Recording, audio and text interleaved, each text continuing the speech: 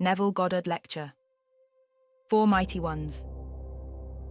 The history of humanity is little less than a long struggle with this infinite riddle, the riddle of the Four Mighty Ones.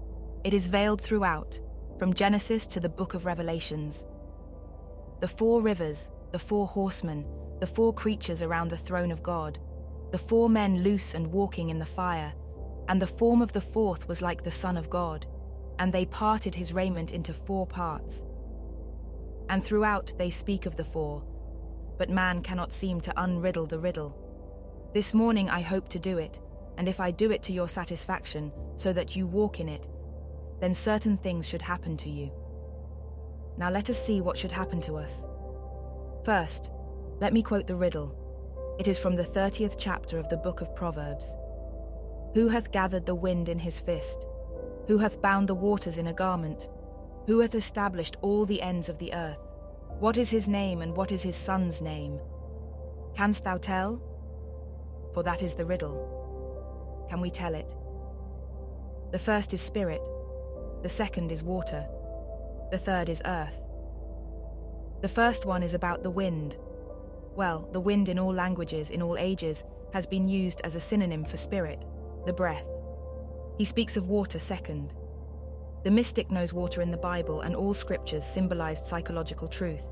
The ideas that men entertain as truth, either true or false, if he accepts it and consents to it, he weaves this into a garment, so he wonders who has actually gathered or bound the waters in a garment.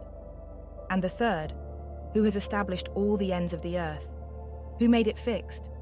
Who could take this liquid state, that is only a moving state, that is unseen, and objectify it, actually establish as something that is solidly real, and make it to others a fact?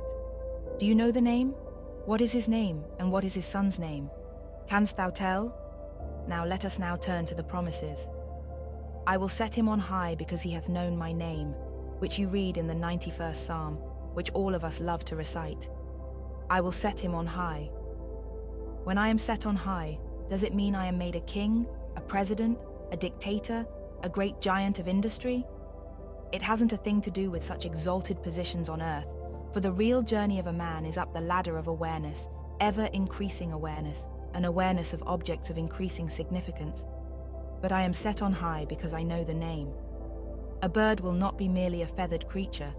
A bird will be to me what it was to Blake, simply a wonderful delight, a heavenly delight, bringing me a message. Birds will talk to me, not as you understand language, but their very flight will reveal to me God's intent. They will speak to me, not only trees, birds, everything in the world is the language of God. When man is lifted up, they cease to be objects. They are expressions of meaning, as a book is lifted up in consciousness from merely an object in space to a series of marks on paper, to finally an expression of meaning. As I ascend in consciousness, I lift an object, but if I am lifted up because I know the name, then every object in space ceases to be objects. They have meaning, and they are expressing meaning. So I can read the open book of God. A tree now becomes a message. Birds in flight, why 2 and not 3, or why 3 and not 10? Why in the form in which they did fly, there is no accident. Everything is the unfolding pages of God's book to the man who is set on high because he knows the name. The name then becomes, we are told, a strong tower, and the righteous runneth into it and is saved. Now let us take one more promise, and you answer whether nations know the name. And we will all walk in the name of the Lord our God.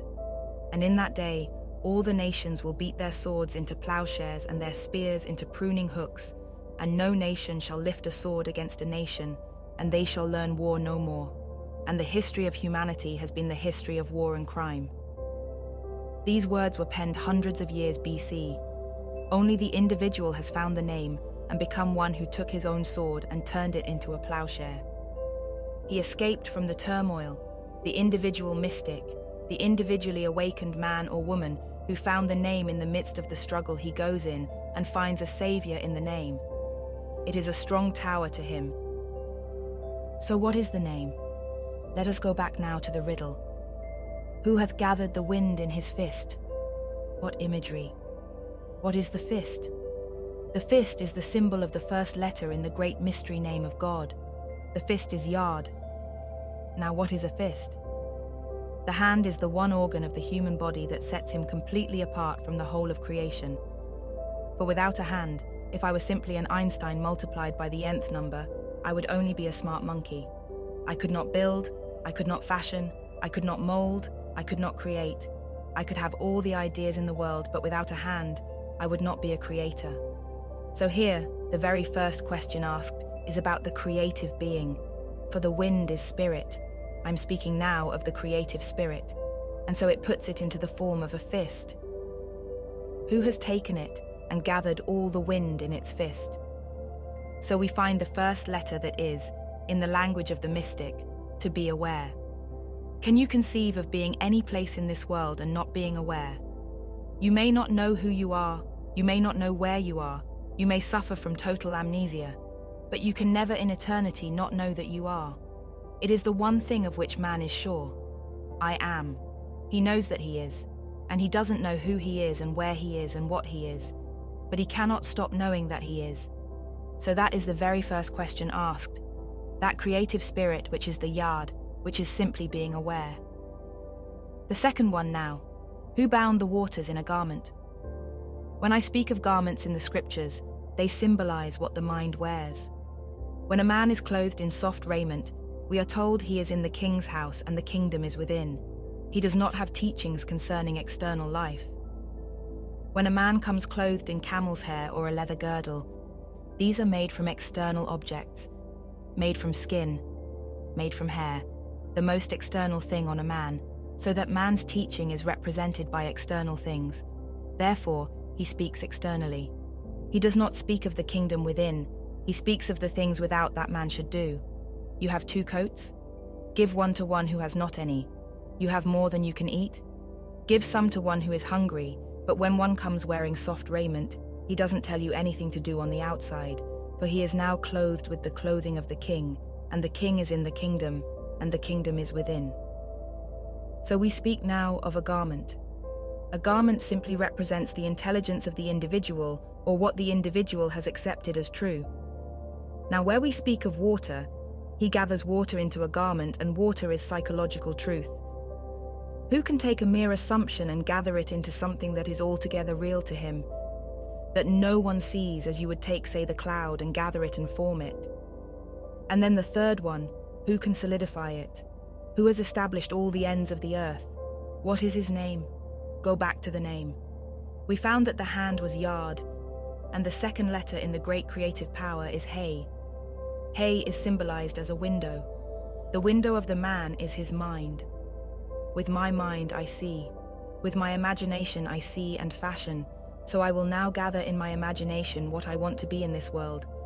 So I will gather it without the aid of any external force. When I see clearly in my mind's eye what I would like to be, I have gathered this state into a garment. Now how to solidify it? What is the third letter in the name, this mystery name? The third letter is vow, and vow is symbolized as a nail. A nail binds together, it joins things together. So I can stand here and first I am aware, just simply aware. Then I become aware of something, and I become very discriminating, very selective. There are numberless things of which I am aware, but I need not single out one to become identified with it, but I will simply let them all pass through the mind, as it were. Then I will hold upon one, I will arrest one, the kind of man that I would like to be. I will fashion that into a garment. The next step is now bringing it into solidity, which is the vow. But how do I apply the name to the point where I can use the vow in my name? I will assume that I am that man. When I walk in the assumption, I am walking in his name. We are told in this state that all will walk in the name of his God. I have found the name, found it within myself as first my awareness, my ability to become aware of something, my ability to become not only aware of it, but to become aware of being it. So I walk as though I am the man that I want to be, I solidify it, and the last letter only bears witness of the internal imagery, for the last letter is another hay. So there are 2 hay in the name, a yard and a vow. You cannot sound it. Jehovah is not the name. Roughly translated, it is I am. But you have got to tear it apart and know what you mean by I am. When I go to Israel and they ask me who sent you, what is your thought? Just say I am has sent me unto you, and then complete it and tell them I am that I am. What does it mean? That is as it is because I am as I am. Were I different, that would have to be different. So I am that which mirrors the being that I am. For what I see the world to be is a measure of my own level of consciousness. For whatever it is seen to be is a direct index to the level of consciousness of the observer of the world. The slightest change in my level of consciousness, the slightest change in the feeling of I am this, results in a corresponding change in that, which is the world round about me. Let me now desire peace and actually walk in the name of peace, that there is peace in my world, and I will look upon a world and I will see peace where others see conflict, for I am only seeing that at all the time. So what is my authority? My authority is I am has sent me unto you, and I am that I am. Do I know it? If I know it, I will never complain. If I broke my neck, I would know you could not have done it unto me. I did it unto myself. If I find myself in any state in the world, I could not complain, for I have found the law, I have found the name by which all these things are gathered together. All the creative spirit in the world is gathered in the name, and the name is I am. But the name must be torn apart and be shown as four mighty ones, and not just the single. It is all one, but there are four distinct functions of the one. There are not four fingers or four separate beings living in man. God is one and his name is one, but there are four distinct functions, and you can call them the four Gospels, call them the four garments that he wore, call them the four rivers flowing out of Eden, call them the four creatures surrounding the great throne of God. Call them four, but understand what you mean by the four. So when you walk the earth, can you walk in his name? If I can walk in his name, then I know what built the world, what keeps it sustained and establishes every end of this fabulous, wonderful universe. It is the name, and the name is simply I am. It is not Jehovah. It is not Christ Jesus. It isn't the Lord. It's not a thing you utter. It's a thing you keep in the silence of the heart, because you know you are, and you don't have to affirm I am in order to be. You simply know that you are. And the one sure thing in this world that everyone knows, he knows that he is, but he doesn't know sometimes who he is.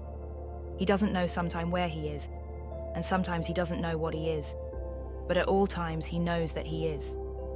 That is the one deep conviction in the heart of every man. So he walks in that, but he has to tear it apart and get understanding of the four mighty ones within him. Those not understanding it within themselves treat it so sacredly, they will even cover the name as they unfold the scroll to read it. Have you ever gone to these wonderful churches and seen them reading a scroll that man himself wrote? For some rabbi wrote that down, yet when he comes to read it, he will cover it, because he must not look upon the name of God. It's a holy name. It's not on paper. It's not on the scroll. He can't even utter it. It's within him as his awareness, his ability to become aware of things, his ability to become aware of being the state of which formerly he was only aware of, and he walks as it, and then he objectifies it, and it becomes that, so I am that I am. So when a world is described from observation, it is always as described, revealing the level of consciousness of the describing being. The world changes automatically if I, in one little way, change within myself. Now today, test it. Test the name. He said, I've kept everything you gave me in your name, and your name and my name are one. We have the same name, so when you spell the Son's name, strangely enough, you start off Yad Hey Vav. When you spell Jesus in Hebrew, it begins Yad Hey Vav. You don't have to go further.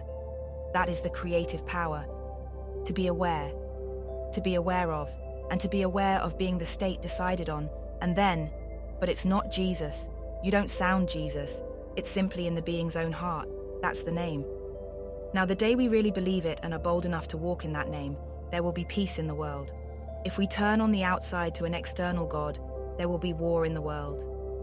For you have denied me, and when you deny the real God, there is confusion and conflict in the world. So any man who turns to a power outside of himself and bows before it as some sacred relic or some sacred object, or in any other way turns to it, he worships idols, for the living God is within you. Ye are the temple of the living God. He's not outside, and to look on the outside is to be led astray. And when you are led astray, you are led into confusion, and nothing but confusion would result, and therefore conflict and war. When a man finds the name and answers the riddle, he is set on high. I can promise you a thrill beyond your wildest dreams when you begin to toy with it and test it. And if you are lifted up even one little level beyond where you now stand, so meaning begins to reveal itself. A world of meaning. There isn't a thing in the world without meaning. There is no accident. Not one little thing in the world is without significance. And when you lift in consciousness to the level of meaning, where things take on greater and greater significance, what a world into which man then rises. So the whole thing begins in that 4th verse of the 30th chapter of the book of Proverbs. He asked first, who hath ascended into heaven and who hath descended? Then he puts the riddle, and the same being that descended is the one that first ascended, and the one that ascended was the one that descended. So this is the great ladder of life, the ladder of consciousness on which the individual descends here to discover his own being, the 4 mighty ones within him. And when he finds himself completely shut out from that knowledge and he starts the conflict within himself and discovers within himself the cause of all the phenomena of the world, then he starts to ascend, and the same being that is going to ascend is the one that descended in consciousness to the level of complete and utter confusion. Now today, to make it practical, as we did in the 2nd chapter of my latest book, I treated it as a drama, and the 4 mighty ones in you, play with it. Call yourself a producer. You are going to produce a play, and the producer in man only suggests the theme. He goes no further. Wouldn't it be wonderful, and you name it, were I, and you name it, successful, happy, and you name a certain state, but you go no further as the yard. He only suggests the spirit, for he just takes the wind and that he binds in his fist. The second one now, in man that works out that theme, is the author. And the author in man is man's wonderful inner creative power that can take the theme of success and work out the last scene, which implies the theme is realized. What would I do were I successful? What would I see? What would I say? How would I act? Well, then construct one little theme or little scene which implies the fulfillment of my desire. That is now the 2nd mighty one's work. The 3rd mighty one's work in man is the director. The director in man is man's controlled attention, so that my attention must be completely absorbed in the single idea, the idea which implies the fulfillment of my wish. The 4th one is the one whose form is like unto the Son of God. Now who is the 4th one in man that will now do it? Man's imagination. Man's real being is a splendid imagination. Imagination has form, but man does not understand it and man doesn't believe it. But the real being is imagination. It can be anything in this world. And so he puts himself through the paces by simply inwardly enacting the drama that he himself has constructed.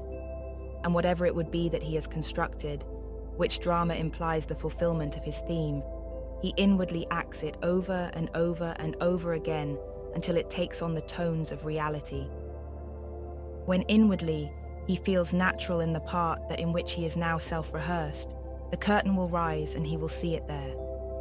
He will cast the inner drama on the screen of space, and he will see moving on the screen of space all the characters necessary to complete the play. He doesn't have to consciously direct one of them. They become relevant to his theme, and because they are relevant, they are drawn into the drama without their knowledge, without their consent. He leaves them just as they are, and he rewrites the play within himself and changes the end. As he changes the end, the whole cast are cast in different roles and have moved back into his world to complete his play. So the 4 mighty ones in man may be likened to the producer, the author, the director, and the actor. The 4 most important members in the production of a play, and this is a play. The whole vast world is a play. This is a stage. But this actual movement and the actual drama is not taking place out there. It has been conceived, dramatized, rehearsed, and completely enacted elsewhere. When you see it here, it is as much a screen as when you see a picture on this screen later on today. You cannot appeal to the actress to change. They cannot even hear you. Any change in the script must take place where it first originated, not here. This is only a screen, so as Blake said, all that you behold, though it appears without, it is within, in your imagination, of which this world of mortality is but a shadow. So when you find the 4 mighty ones, you have found the name, and when you find the name, you will be set on high. You will run into it like a strong tower and be saved, and there will be peace in your world. If a nation finds it, there will be complete peace in the world.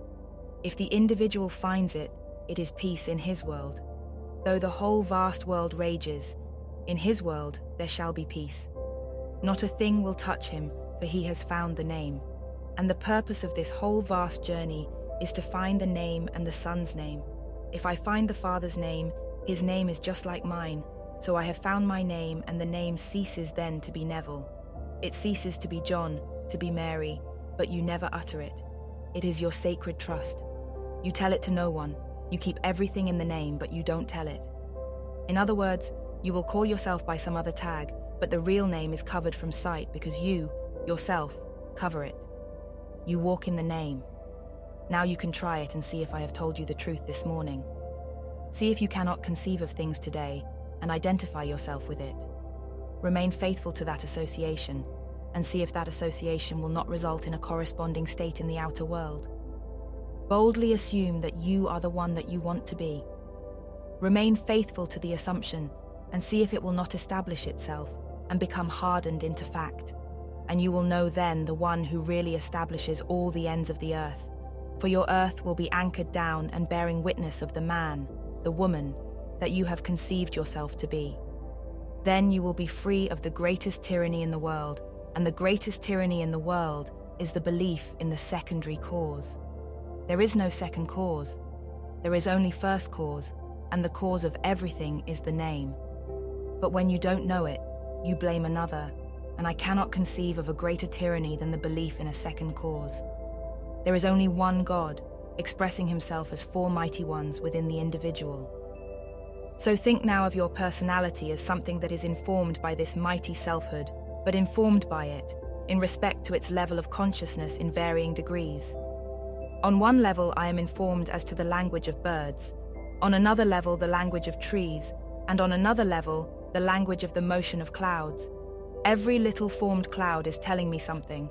Every little ripple is telling me something. On a certain level, the language is revealed. On a lower level, it is simply an object moving in space. Lift up the object only, any object, and it takes on increasing significance. And what a thrill when man so lifts himself that everything is talking and telling him of the kingdom within himself, that not one little thing is by accident. That the bird that seemingly is wild and simply lit in your yard just for a moment, on its way south or north, did not by accident light. It brought a message, and every little thing in the world is telling you something when you rise in consciousness. And you rise in consciousness the day you find the name and walk in it, for I will set him on high because he hath found my name. He knows my name. The only reason for the lifting up was the knowledge of the name. So you take this morning's drama, enact it within yourself, and see if you, yourself, cannot prove to your own satisfaction that you have found the name by changes in consciousness. Not only here, but your dreams will change, your visions will change, everything will change. For you have changed, and the success, or rather the change or the cause of all change is you. If you change, everything will change. Now let us go into the silence.